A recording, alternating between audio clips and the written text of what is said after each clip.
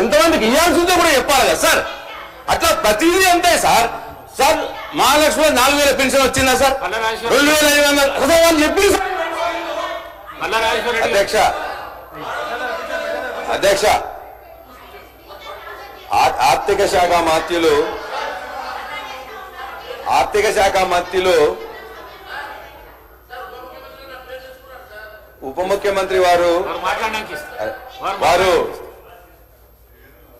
నేను విద్యాశాఖ మీద మాట్లాడే ముందు కొన్ని అంశాల ముందు వారు మాట్లాడుతూ చెప్పారు.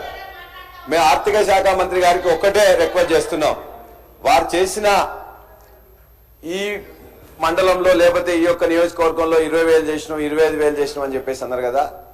మా జనగామ నియోజకవర్గంలో 127 గ్రామాలు ఉన్నాయి. 127 గ్రామాలలో ఏ గ్రామానికైనా ఒక గ్రామానికి రండి. ఆ గ్రామంలో 100% చేసినని చెప్పేసి అంటే నేను అప్పుడే ముక్కు నేల మీద రాస్తా, నేను రిజైన్ కూడా చేస్తా అని చెప్పి మీకు ఛాలెంజ్ చేస్తా ఉన్నా.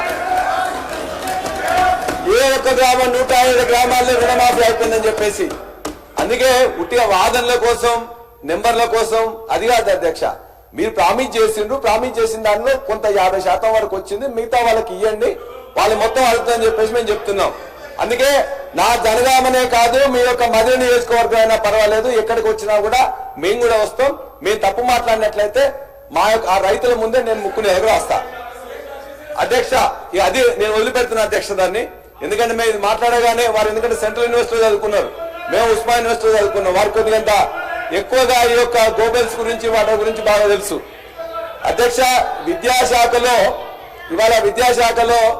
విద్యాశాఖకు మంత్రి గారుగా ముఖ్యమంత్రి గారు ఉన్నారు. ముఖ్యమంత్రి గారి పనితీరు ఎట్లా ఉంటది, ముఖ్యమంత్రి గారికి ఎంత టైం ఉంటది ఏంటని చెప్పి నేను సీఎంఓ ఆఫీస్ లో పనిచేసిన కాబట్టి నాకు తెలుసు. కాబట్టి ముఖ్యమంత్రి గారు దానికి టైం ఇవ్వలేకపోతున్నారు. ఇప్పటిదాకా సెక్రటరీ కూడా 4 సార్లు సెక్రటరీలో మార్చిండ్రు. మాట్లాడుతున్నా అధ్యక్ష, నేను ఏం మాట్లాడతలేను. ఇవాళ ఆ విద్యాశాఖలో ఏదైతే ఈ 15 నెలల్లో జరిగిందో భారతదేశంలో ఏనాడు కూడా ఏ సంవత్సరంలో కూడా జరగనంతగా ఈ సంవత్సరంలో విద్యాశాఖలో స్కూల్ ఎడ్యుకేషన్ లో 2 లక్షల మంది డ్రాప్ అవుట్ అయినరు. ఇది నేను రాసింది కాదు అధ్యక్ష, అనేక పేపర్లు వారు కూడా 1-2 సమయం మాట్లాడిండ్రు. 2 లక్షల మంది జూనియర్ కాలేజీలో డిగ్రీ కాలేజీలో మొత్తం తగ్గిపోయిండ్రు. యూనివర్సిటీల గురించి చాలా ఎక్కువగా చెప్పింది, మేము పట్టించుకోవట్లేదని చెప్పేసి అదే యూనివర్సిటీలో ఒక మహిళా యూనివర్సిటీకి పేరు మార్చి మొత్తం కూడా ఇలా ఒక్క ఇటుక పెట్టలేదు, ఒక్క రూపాయి ఇవ్వలేదు, ఒక్క రిక్రూట్మెంట్ చేయలేదు. ఇవాళ మొత్తం స్కూల్ ఎడ్యుకేషన్ కానీ హైయర్ ఎడ్యుకేషన్ కానీ యూనివర్సిటీ ఎడ్యుకేషన్ కానీ మొత్తాన్ని పండబెట్టింది అధ్యక్ష. అంతేకాదు ఆర్థిక శాఖ మంత్రులు ఒక మాట చెప్పిండ్రు.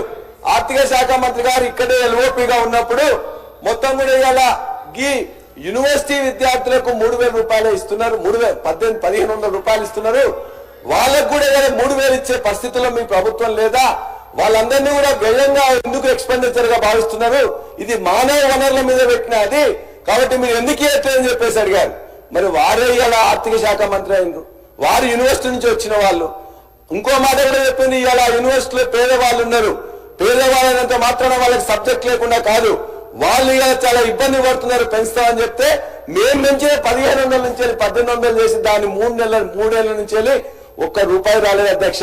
వీరు వచ్చిన 15 నెలల నుంచి కూడా ఏ యూనివర్సిటీ కానీ ఏ ఎడ్యుకేషన్ డిపార్ట్మెంట్ కానీ ఎవరు కూడా ₹1 రాలే, ఒక్క ఇటుక పెట్టలే, ఒక్క రిక్రూట్మెంట్ స్కూల్ ఎడ్యుకేషన్ లో కొన్ని జరిపినారు అధ్యక్ష.